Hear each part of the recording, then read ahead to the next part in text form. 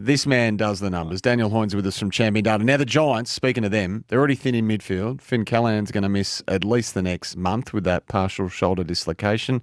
They've got Daniels, Cornelio, Kelly, and now Callahan out. So Adam Kingsley's going to have to get creative, Hoyne. Yeah, he is, and I wouldn't challenge G on that GWS situation there, Sammy. So if there's one person that I know that that covers off more than that, it's the great man Jared. But yes, but yeah. So the Giants conversation, right? So yeah, they've only won one game in their last 5 weeks, but I just want to talk about more bigger picture with what they've actually produced over the last 12 months. So post-bye last year. The reality is that their profile, and I know that they got so close to potentially getting to through to a prelim, and who knows what could have happened. But the reality is that their profile for a best part of a 12-month period has relied on two things. It's relied on Jesse Hogan having an unbelievable patch of form, and it's relied on the opposition's inaccuracy.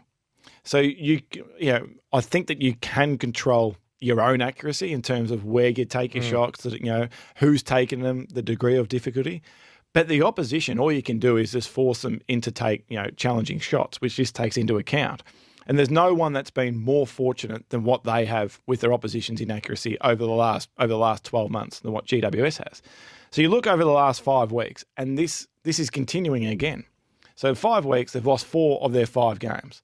The one game where they've won, it took Jesse Hogan to kick 7. Yep. And it took Geelong to miss opportunities in front of goal to get that win.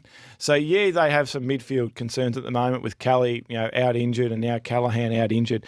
But this isn't just a new problem. This is, as I said, this is a 12-month period. And you look at the back end of last year, right? So when they got on that run and they finished top 4 and they got almost through to a prelim, 7 times their opposition kicked to expectation from an accuracy point of view. So the opposition took the chances that they should have. Yep. When that happened, GWS only won twice.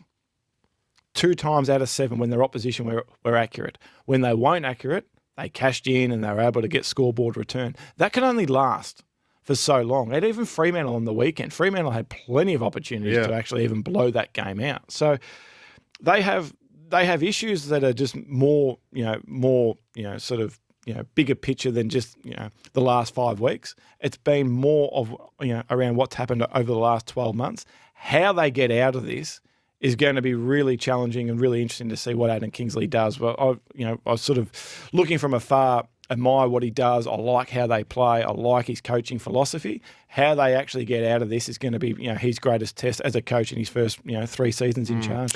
Didn't have a great trade period, did they, unfortunately? And they lost some real talent there. Yeah, they lost the 3 mids. I think they knew what they were missing, what they were going to lose. Yeah. And they tried to keep them, but nature of the beast, I guess. I think they went unders with Peatling, and he got out the door before they realised that he was too good a player. Started to improve really rapidly in the last 6 or 7 games of that year. Been a great recruit.